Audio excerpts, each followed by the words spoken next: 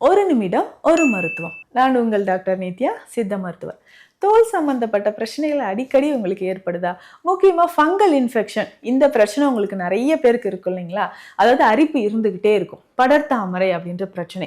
Under ஆர்ம்ஸ்ல இல்ல தொடை இடுக்கு பகுதியில இல்ல இடுப்பை சுத்தி அப்படியே கருமை நிறத்துல ஸ்ப்ரெட் ஆகிட்டே இருந்துச்சுன்னா கவனமா இருங்க. உங்களுக்கு இருந்ததுன்னா உங்களுடைய வீட்டில் இருக்கிறவங்க அடுத்தடுத்த நபர்களுக்கும் இது வர்றதுக்கு வாய்ப்பு இருக்கு.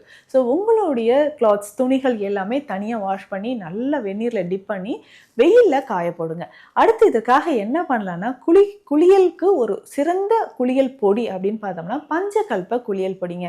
இந்த பஞ்சகல்ப குளியல் பொடிக்கு best anti inflammatory property, anti fungal property இருக்குது. ஸோ அதிகமான தோல் அழற்சி இருந்தாலோ ஃபங்கல் இன்ஃபெக்ஷன் பூஞ்சை தொற்று உங்களுக்கு இருந்தாலோ அதை சரி செய்யறதுக்கு இந்த பஞ்சகல்ப குளியல் பொடி பயன்படுது.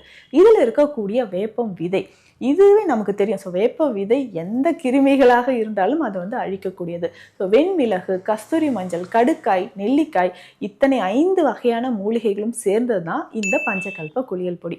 ஸோ இது வாரம் 2 முறையாவது பசும்பாலில் நல்லா கலந்து உடல் முழுவதும் அப்ளை பண்ணிவிட்டு அதுக்கப்புறம் குளிச்சுட்டு வரலாம். அப்போ மற்ற நாள்லாம் எந்த குளியல் பொடி பயன்படுத்தலாம்னா நீங்கள் நலங்கு மாவு பயன்படுத்தலாம். நலங்கு மாவு பயன்படுத்தும் போதும் தோலில் ஏற்படக்கூடிய பல பிரச்சனைகள், சருமம் தொடர்பான பிரச்சனைகள் நமக்கு குணமாகும்.